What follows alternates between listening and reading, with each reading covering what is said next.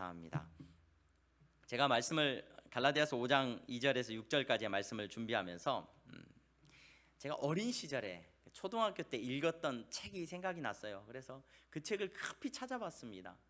그 책을 찾아봤는데 그 책이 어떤 책이었냐면 저희 아버님이 목회를 하실 때 옛날에는 목사님들이 책을 서점이나 인터넷으로 이렇게 못 사잖아요. 서점 가시지도 못하고 그래서 방문 판매하시는 분들이 많으셨어요. 그 책을 팔러 다니시는 우리 집사님들이 계셨어요. 그래서 교회 와가지고 목사님들한테 목사님 요즘 이런 신간들이 나왔습니다. 쭉 펼쳐놓으시면서 이런 책이 참 좋습니다 하고 판매들을 하러 다니셨는데 그분이 파셨던 책 가운데 하나가 세벗이라는 책이 잡지가 있었어요. 혹시 뭐 보신 분이 계실지 모르겠는데 세벗이라는 잡지가 있었는데 그 기독교 잡지였어요. 아이들을 위한 어린이들을 위한 기독교 잡지였는데 그 세벗이라는 잡지에서 시리즈로 만든 세벗 이야기들이라는 그 아주 좀 그 당시엔 좀 두꺼운 책이었고 글씨도 좀 작은 책이었는데 그 세벗 이야기들이라는 시리즈 책이 있었어요. 제가 그 책을 너무너무 이게 그리워가지고 그게 한 전권이 한 50권 정도 되는데 제가 한 30권 정도 읽었던 기억이 나요. 그래서 검색을 해봤어요 어제. 그랬더니 있더라고요.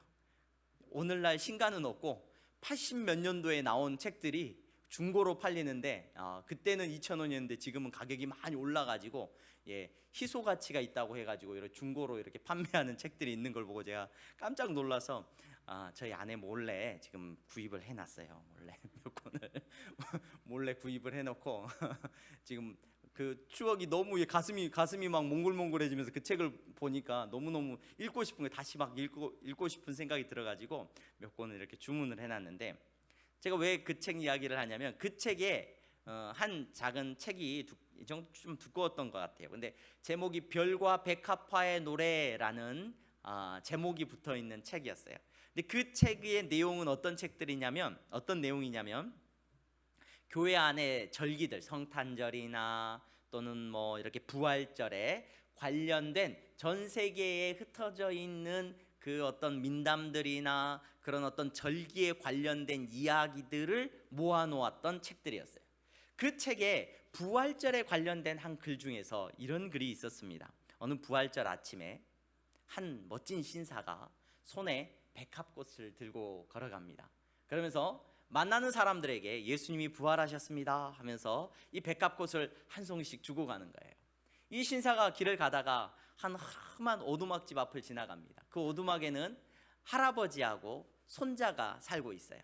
근데 그 할아버지하고 손자가 이렇게 밖에 나와가지고 해바라기를 하고 있는 거예요.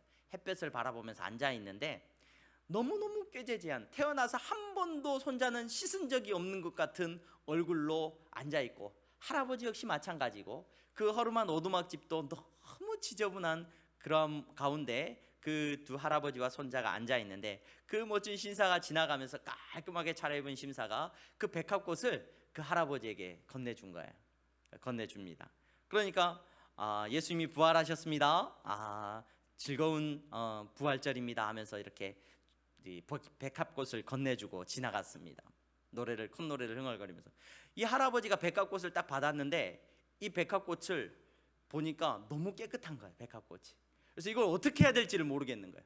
그래가지고 이 할아버지하고 손자가 막 긴장을 했어요. 이제 이 백합꽃을 어떻게 한다 그러다가 좋은 생각이 났다. 그래서 할아버지하고 손자가 냇가로 급히 달려가서 냇가에 이렇게 빠져 있는 유리병 하나를 이렇게 이제 건져내요. 그래가지고 깨끗한 그 유리병을 깨끗이 헹궈가지고 그 유리병에다 물을 담아가지고 백합꽃을 자기들이 손으로 만졌던 데를 보니까 또 더러워. 그래서 거기를 막 씻어내고 이 유리병에다 꽂았어요. 유리병을 딱 예쁘게 딱 들고 있어요. 너무 뿌듯했어요. 이제 이걸 들고 집으로 가지고 가요. 집으로 가지고 가가지고 이거 집에다 놔두자. 할아버지하고 손자가 집으로 들고 왔는데 집에 이 꽃병을 놔둘 데가 있어요, 없어요? 주변을 둘러보니까 너무 집이 지저분한 거예요. 너무 더러워. 그래서 탁자 위에다 올려놓고 싶은데 그 탁자를 치우고 이렇게 좀 올려놨더니 주변이 너무 더러운 거예요. 그래서 안 되겠다. 탁자를 좀 치우자. 이 꽃병을 놔둘. 그래서 그 꽃병을 너 잠깐 들고 있어라 그래요. 들고 있다가 탁자를 깨끗이 치우고 그 이제 유리병을 딱 올려놨어요. 그리고 보니까 너무 만족했어. 너무 좋아요. 그래서 탁자는 깨끗하고 예쁜 유리병에 하얀 백합꽃이 이렇게 앉아있는 모습을 이제 본 거예요. 그리고 나서 주변을 보니까 그전에는 한 번도 안 보였는데 탁자 주변에 있는 자기 집이 깨끗해요, 더러워요? 탁자만 깨끗해. 탁자만 깨끗하니까 할아버지하고 손주가 이제 야, 이거 안 되겠다. 이거 탁자만 깨끗하니까 이거 너무 이상하다. 탁자 주변에를 청소를 했어요. 탁자 주변에 있는 부엌을 청소를 하고 그 주변을, 거실을 청소하고 방을 청소를 하고 다 그 백합꽃 하나 때문에 주변이 청소를 하기 시작했고 주변을 다 청소를 했어요. 그리고 다 집을 청소하고 나니까 이제 너무 집 전체가 뭐하고 잘 어울려요? 그 백합꽃 한 송이하고 너무 잘 어울리는 거예요. 그리고 나서 이제 자기들을 본 거예요. 그랬더니 그 집에 안 어울리는 사람이 누가 있어요? 이제 할아버지하고 손자가 너무 꾀재재한 모습으로 있는 걸 이제 자기들이 본 거예요. 그래가지고 안 되겠다, 우리 내과로 가자. 그래, 내과로 가가지고 목욕을 하고 둘이 빨래를 하고, 그래서 깨끗이 옷을 씻고 자기들이 샤워를 하고 몸을 씻어내고 그리고 이제 집으로 돌아왔다는 그런 내용이에요. 그러면서 1년이 지난 뒤에 다시 그 신사가 그 집 앞을 지나갈 때 전혀 다른 할아버지와 손자가 서 있는 걸 보게 돼요. 이전과는 완전히 다른, 1년 만에 두 사람의 인생이 완전히 바뀌어버린 거예요. 그들의 삶 자체가 완전히 깨끗해지고 정리된 거예요. 그것에 대한 그런 어떤 민담과 그 이야기죠. 전해 내려오는 이야기를 기록했던 그 글이 제가 어제 이 말씀을 묵상하고 지난 주 중에 말씀을 묵상하는 가운데 생각이 났어요. 여러분, 우리의 삶에 들어온 작은 것 하나가, 꽃 한 송이가 그 두 사람의 인생과 그 집을 온전히 다 변화시켜요. 오늘 바울이 갈라디아 교회 성도들에게 전한 예수 그리스도가 바로 그런 일을 합니다. 예수님을 만나기 전에는, 예수님이 오시기 전에는 내가 죄인인지도 모르고 내가 얼마나 더러운지도 모르고 내가 얼마나 추한 사람인지도 몰랐어요. 그런데 온전하시고 정결하시고 너무나도 모든 것들 가운데 은혜를 베풀어 주시는 예수님께서 우리의 삶 가운데 갈라디아 교회 성도들에게 찾아왔을 때 그들의 삶이 드러납니다. 어떻게 드러났냐? 내 심령이 얼마나 더러운 사람이었는지, 내가 얼마나 지저분한 사람이었는지. 여러분, 그래서 그 예수님을 만난 갈라디아 교회 성도들은 이제 구원의 놀라운 자격을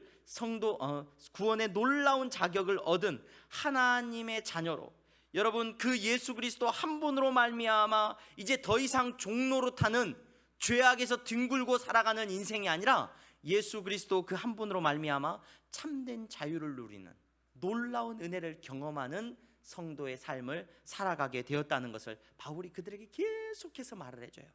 여러분들은 예수님 때문에 이전과는 다른 삶을 살게 되었습니다.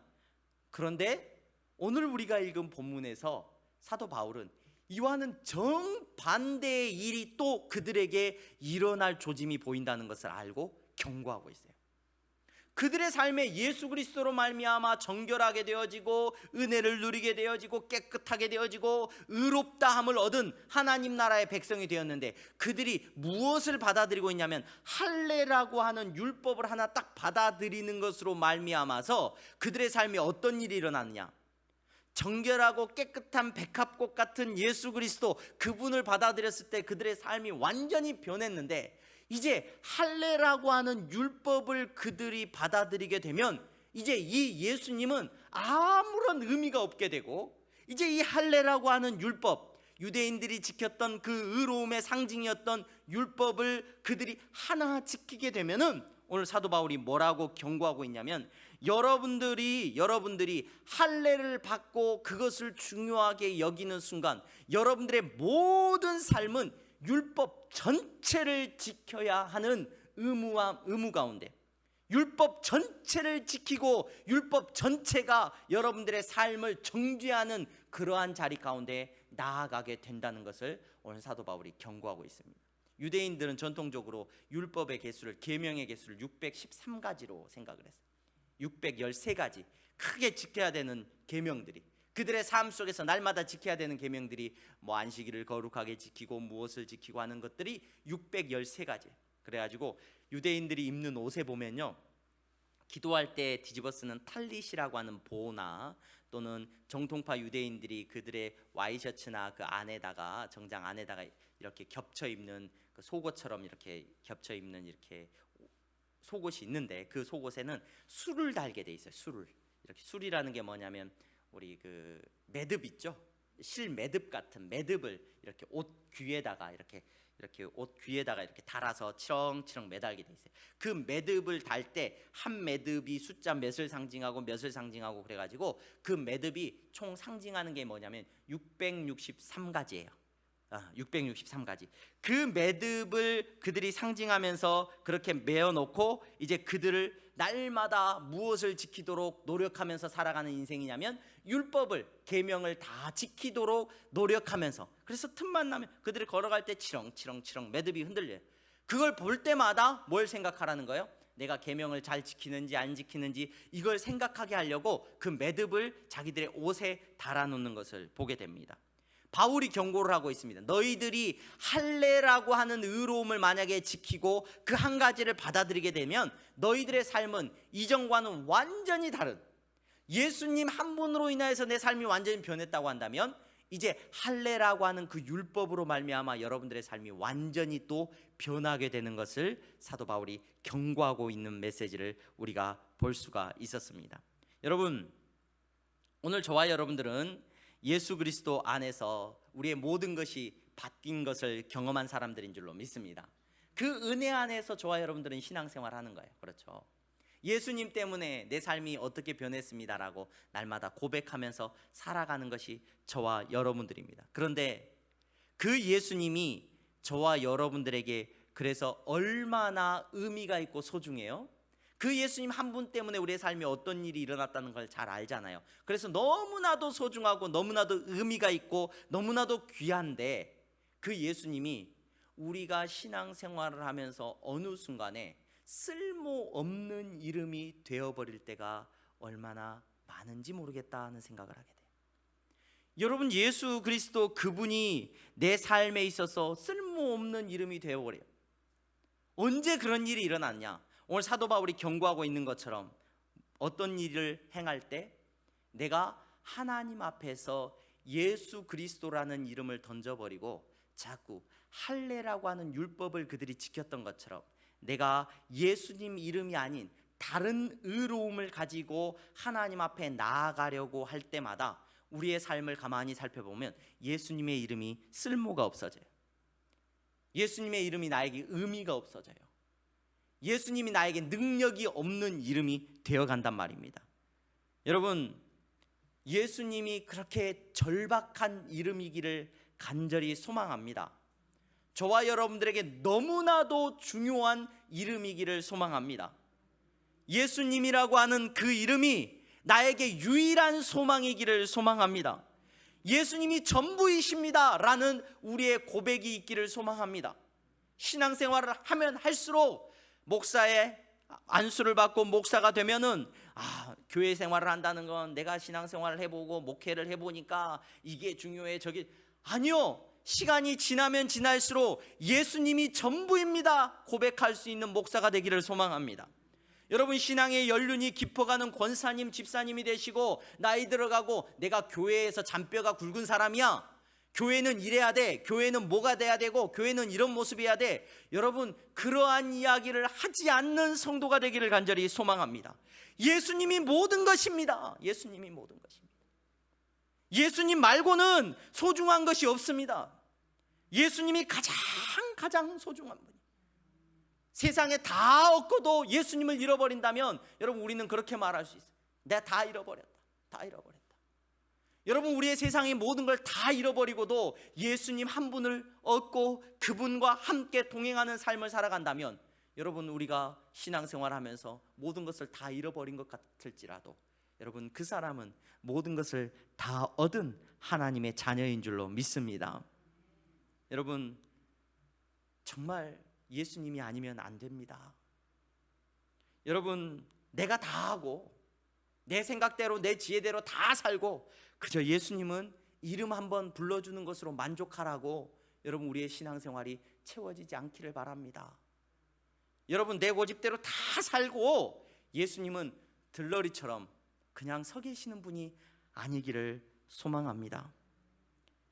갈라디아 교회 성도들에게 경고하고 있는 메시지가 바로 그거예요.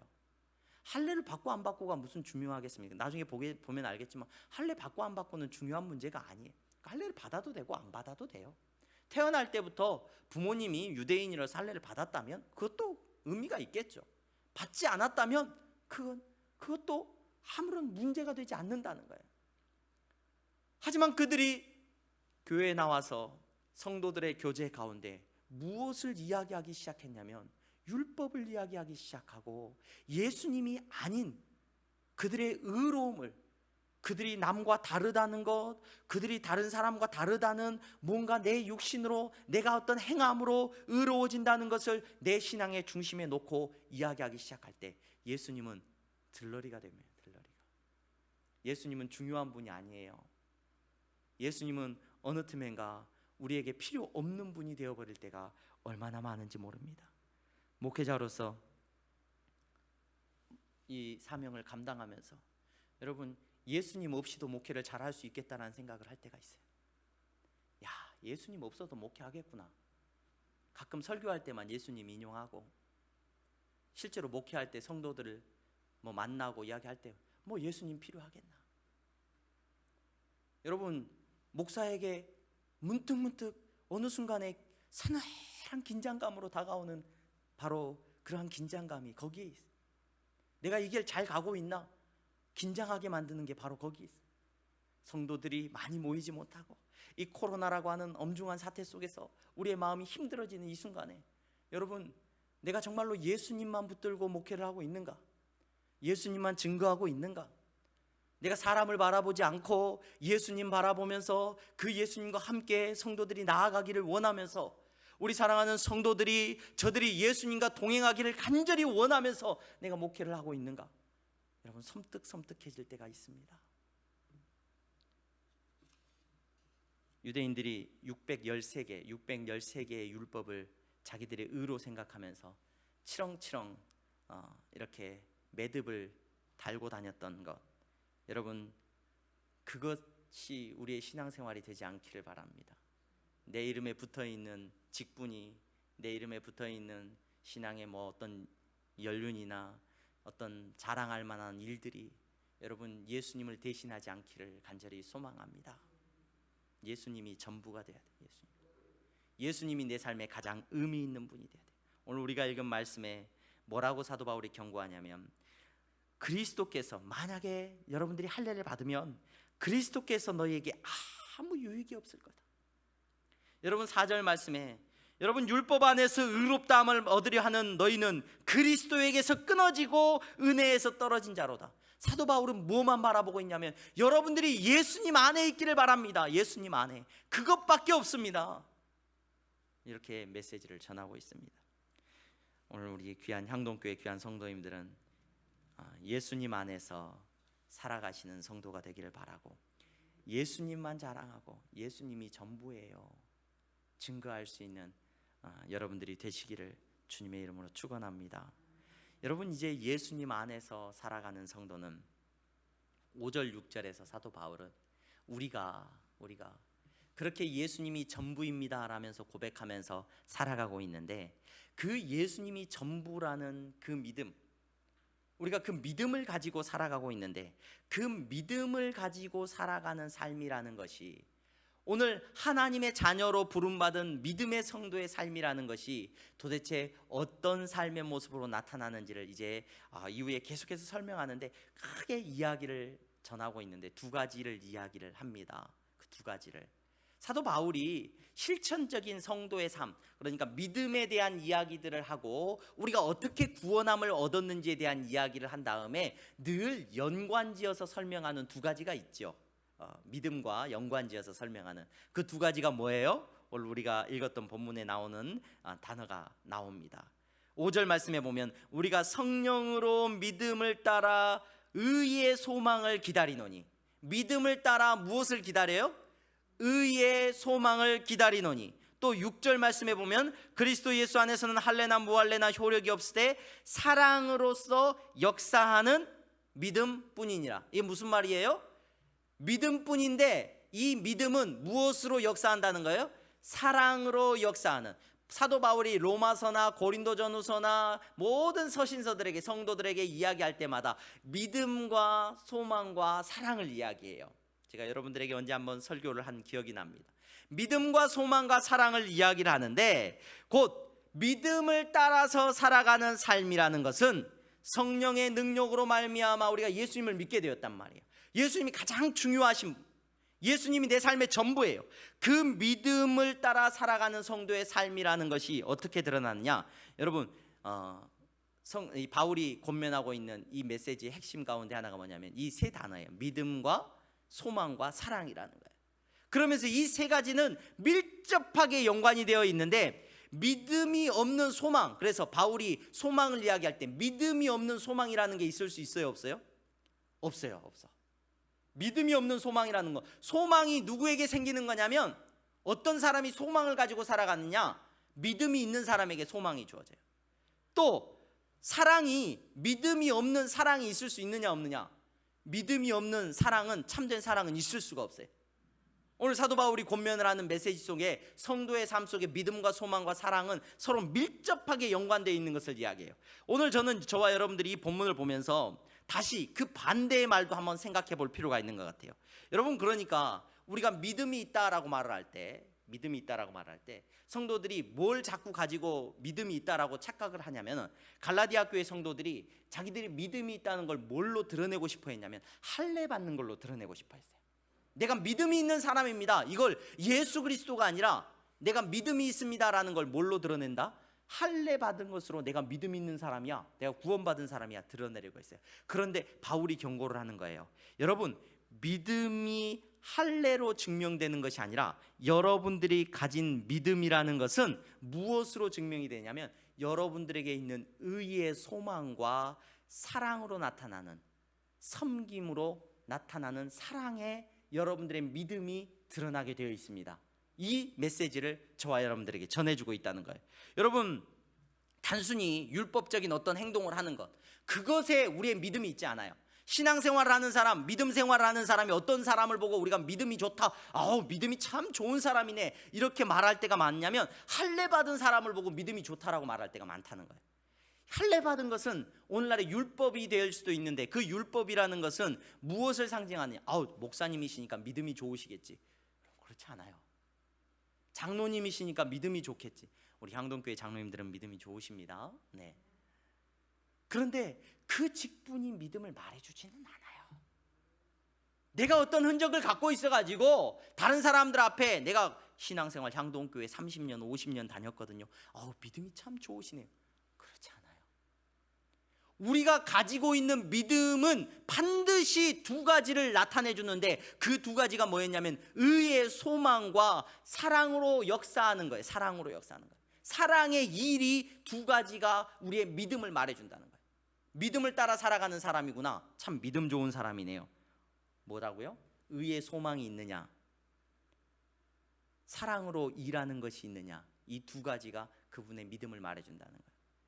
여러분, 믿음이 크다는 것, 믿음이 있는 성도는 반드시 의의 소망이 있습니다. 소망이 있습니다. 소망이 있는 사람이기 때문에 기도하죠. 소망하고 기도, 물론 사랑도 마찬가지입니다만은 이 소망하고 기도하고는 뗄래야 뗄 수가 없는 관계예요. 사실 소망이 있기 때문에 여러분 어떤 상황 속에서도 기도하는 성도가 됩니다. 주기철 목사님이 남기신 설교 가운데 5가지 기도 제목이라는 그 소 메시지가 있는 설교가 있어요.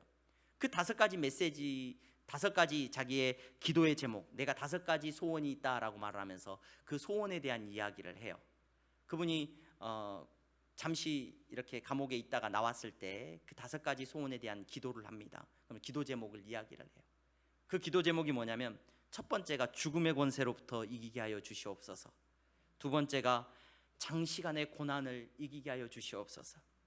세 번째가 내 어머니와 처자를 내 주님께 부탁합니다. 네 번째가 의에 살고 의에 죽게 하시옵소서. 5번째가 내 영혼을 주님께 부탁합니다. 이게 그분의 5가지 기도의 제목이었어요. 여러분, 믿음이 있는 성도는, 믿음의 사람은 의의 소망을 가지고 있는 사람인 줄로 믿습니다. 그의 기도를 보면 그의 믿음이 나타나게 되어 있어요. 한동안 우리 한국교회 비전에 대한 이야기들이 참 많았어요. 비전을 가져야 된다. 비전을 가져야 된다. 여러분, 다시 말씀드리지만 믿음의 사람은 비전이 있는 사람이 아니에요. 믿음의 사람은 여러분 의의 소망을 가진 사람인 줄로 믿으시기를 바랍니다. 내가 날마다 살아가면서 하나님 앞에 서게 되는 소망을 가지고 살아가는 사람이 바로 믿음의 사람인 줄로 믿습니다. 여러분, 또 믿음의 사람은 무엇이 있느냐? 그의 삶 속에서 사랑이 있습니다. 사랑은 여러분, 하나님께서 말씀해 주신 이 사랑은 물론 예수 그리스도의 사랑입니다.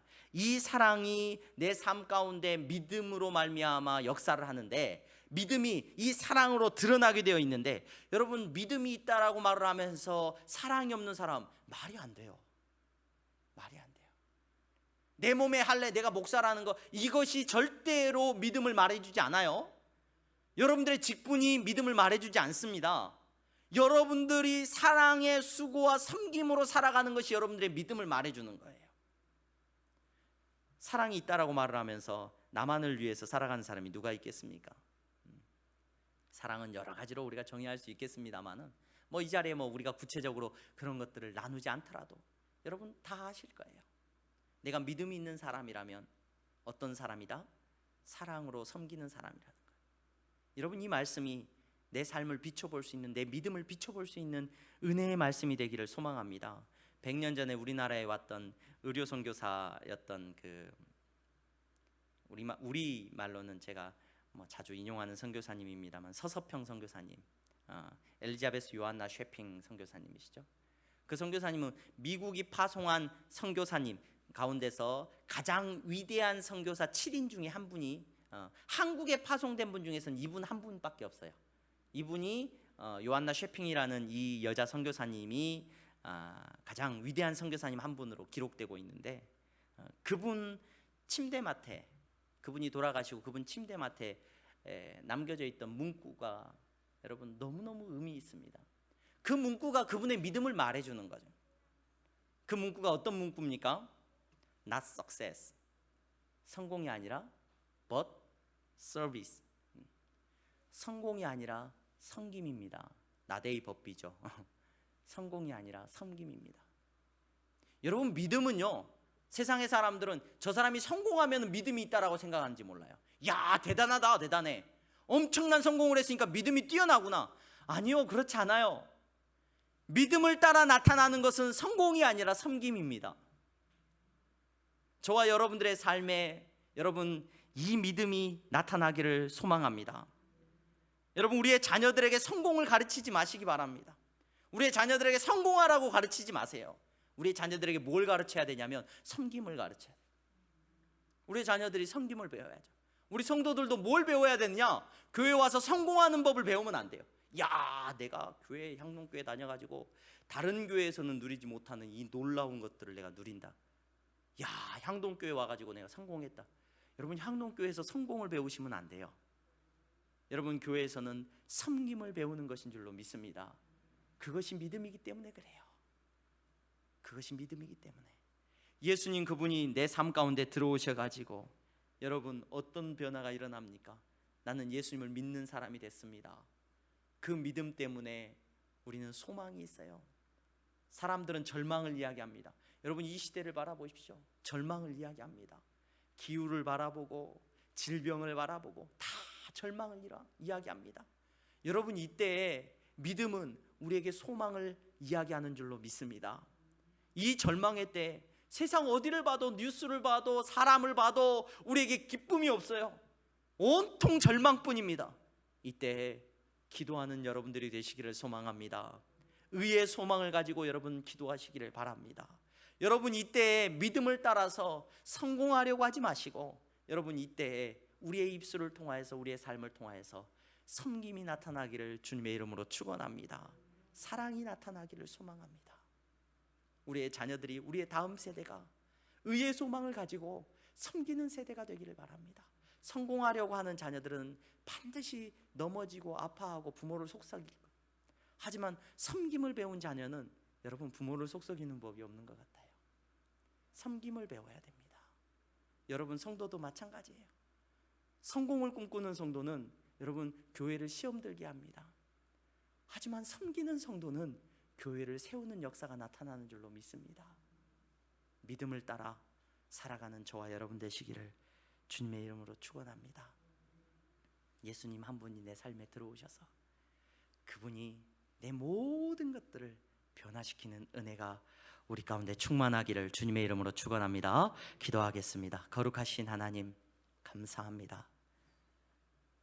이 어려운 시기에 사랑하는 성도들 믿음을 따라 예배를 드립니다. 이 예배가 섬김이 되게 하여 주시옵소서. 이 예배가 주님 의의 소망을 가진 예배가 되게 하여 주시옵소서. 아버지, 사랑하는 성도들의 마음에 절망이 찾아오지 말게 하시고 저들의 마음 가운데 성공의 교만이 찾아오지 말게 하여 주시옵소서. 끝까지 믿음을 따라 살아가는 삶이 되게 하여 주시옵소서. 예수 그리스도의 이름으로 기도하옵나이다. 아멘.